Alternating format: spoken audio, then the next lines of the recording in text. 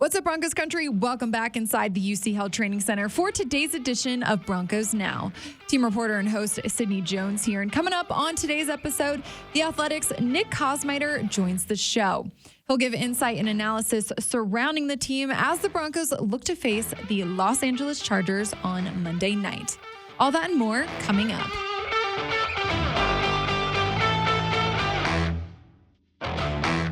Here at the UC Health Training Center, there was no practice and no media press conferences today as the players had the day off. So for today's episode of Broncos Now, the Athletic's Nick Kosmider joins me here inside the Broncos podcast studio to give his thoughts on the team. Nick, appreciate you joining me on the show today. Yeah, thanks so much for having me. Yeah, of course. Week 6 of the season already. Kind of hard to believe. We're already in week 6. Talking about this Chargers game. Broncos did get the mini bye this weekend because they have the Monday night game following that Thursday game.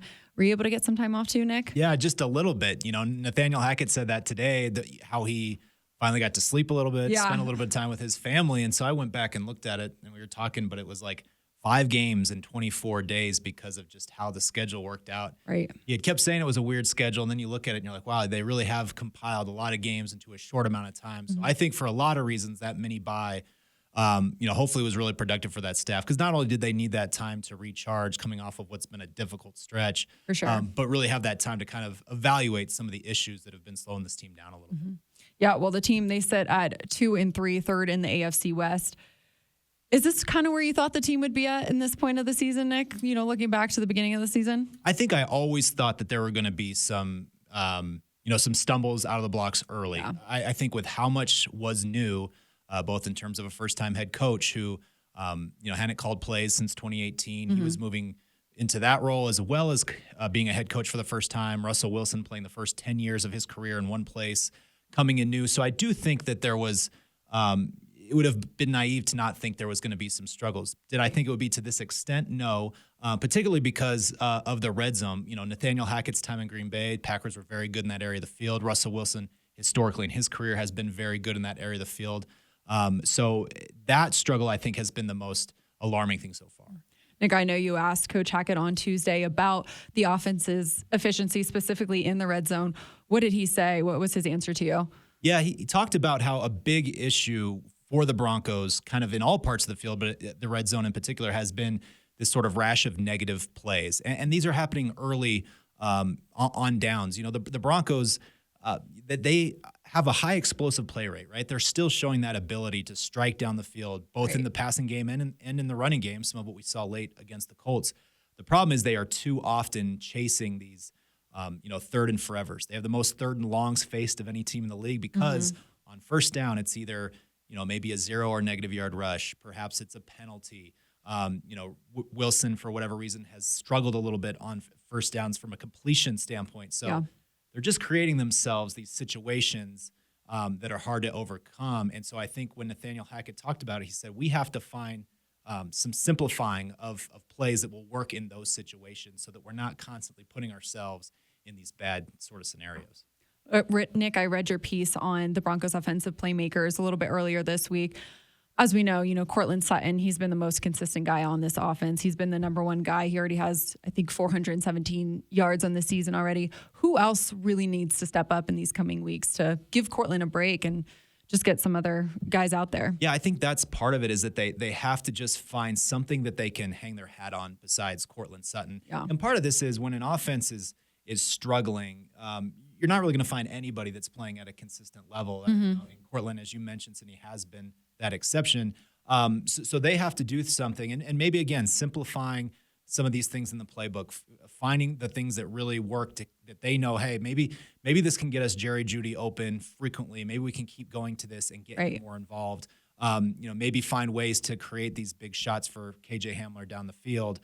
Those are, I think, the things that they need to be able to do. I think, obviously, Jerry Jeudy, we know his playmaking ability. You saw it late in the game against the Colts. They just have to, I think, get him involved earlier in games to kind of create some of that momentum.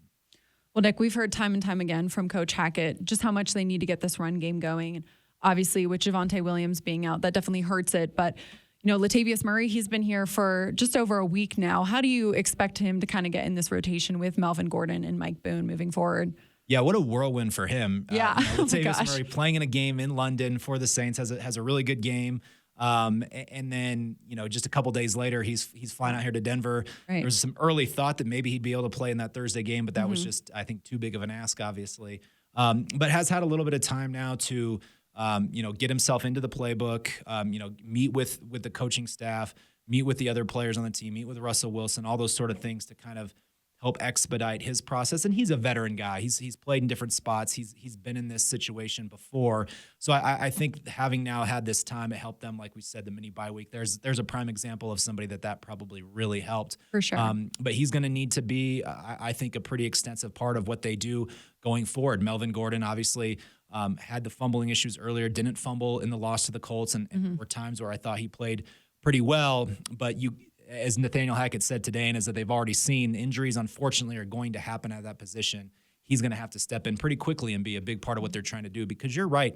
They haven't been able to run the ball the way they want to, and that has, dampened their ability to really thrive in play action, which is what this offense is based on. Yeah. You mentioned Latavius coming from London straight to Denver. I wonder how many players have gone to London twice in a season, because we're heading there in 2 weeks. I know that's going to be crazy. I'm for eager him. to ask him that. I mean, I'm sure he wasn't even thinking about London last week, but and he scored a touchdown, so perhaps he could be, certainly I would think would become the first guy to play with two different teams in London, score touchdowns in both games. So it's something for him to look for. Definitely. Well, Nick, you mentioned some of the injuries. This team has really been hit by the injury bug this season. Earlier this week, we saw tackle Garrett Bowles, cornerback Ronald Darby, and long snapper Jacob Bobenmoyer. They all went on injured reserve, and that was a week following, Javonte Williams, Randy Gregory, losing them. This team still has 12 more games left. Like, how do they move forward when they've lost so many key starters? Yeah, and the tough part is it's not just guys who are going on IR. It's a lot of season-ending injuries. Right. And you mentioned it, three key pieces within the last two games in Bowles, Javonte Williams, and Ronald Darby, who are now lost for the season. That's a difficult thing to overcome. And I think it's frustrating because, Nathaniel Hackett had the right idea, at least in terms of, hey, we want to try to keep this team as fresh and healthy as possible. There is an element of there are certain things that are just never going to be within your control in terms of how guys get injured. But I think certainly frustrating that, they applied that plan in hopes that they could avoid some of this, but they haven't, unfortunately, been able to do that. Now it's just a matter of moving these pieces around. I thought Ronald Darby was playing really well. He's a guy that had dealt with some injury issues, but I thought you didn't hear his name a lot. And usually for a corner, that's a good sign. Yeah. So he's playing well. So Damari Mathis is going to have to be a guy that steps up a lot. He's got a lot of run in the game against the Colts. I think they're high on his talent, but he's going to have to kind of learn quickly. Michael Ojemudia is one of the guys that should be coming soon back off IR, has some experience. So it's going to be kind of incumbent upon the guys that they put in there, because now we know offenses, well, why are we going to mess with Pat Surtain when we know what he can do to us when let's try to test some of these new guys. So it's going to be an opportunity there for somebody to have to really kind of step up. Yeah, well, looking at this defense, as a whole, they've just been so dominant this season. But I want to talk about the pass rush. Bradley Chubb has looked better than ever. I mean, he already has 5.5 sacks on the season. I feel like each week he steps it up a little bit. And, with Randy Gregory going out, I thought Baron Browning and, Nick Bonito came in and really impacted the defense too. What have you really liked from that group? Yeah, I think the pass rush for this team has probably been by far the most impressive unit on this team, because it has been so consistent. Every single week, it seems they've been able to get after the quarterback. And to your point, Pat Surtain said today, we all heard it around training camp. They knew that last year was an anomaly for Bradley Chubb. Right. It was a frustrating year, only played in 7 games, never recorded a sack. To your point, already has 5.5 this year. Teammates saw that coming, but I think what has impressed them the most, like Pat Surtain said, was each week it seems like he's elevating the bar, like he's doing even more. And that's really great to see with all that he's kind of gone through the last couple of years, how badly he wanted to kind of be that guy for this team. And so far, he absolutely has. And then Baron Browning, I remember Randy Gregory said after the Houston game, it kind of made you pause. He said he's the closest thing to Von-like that we have in terms of some of his physical attributes. And you saw it, Sydney, the way that he gets off the ball in a hurry. He is hard to handle. Quick. He'll like Von did, you'll risk the occasional, offsides penalty if it means most of the time you're going to give yourself a really chance to get off quickly. So for him, that was his first kind of real start. Don't think he went down as a start, but it was a start because he was out there most frequently alongside Chubb, and a sack and a half and just constant pressure. The future is really bright for him. Definitely is. And he just looks like he's having so much fun out there. Yeah, Barron, I love his celebrations. Yeah, he's like Barron's great. He's one of those guys that you just look at and he seems very like intimidating, and then you start talking to him. He's like the nicest, teddy bear kind of guy. So it's cool to see for him. Well, last one here for you, Nick. Another division game this weekend, Monday night in Los Angeles. How important is a win for this team right now as they look to get back on track? Yeah, for a ton of reasons. I think one is to kind of just, this team feels like it's close. As ugly as things looked on Thursday and in parts of the Raiders game, they went back and watched it and saw, I think, a lot of things where they said, we're not that far away. And so if you can kind of put it all together and show that maybe some of this simplifying that you're doing is able to create a more efficient operation, less third and longs, all those kind of things, then you can feel good about where you're going offensively. And then just from a record standpoint, if you can get this win against the Chargers with games then against, the Jets and Jaguars in London, games you think you can win, give yourself a chance to win, it is still very early in this season to where if you can go to LA on a Monday night and get a win, you can feel good about what you can still accomplish. So it's huge for that reason. Things are very stacked, not only in the AFC West, but in the AFC in general. Definitely. No team is out of it. And if they were able to win, they'd feel good about their position going forward. Well, a lot to look out for this week. Nick, appreciate your time and your insight today. Thanks for joining me. Thanks a lot for having me.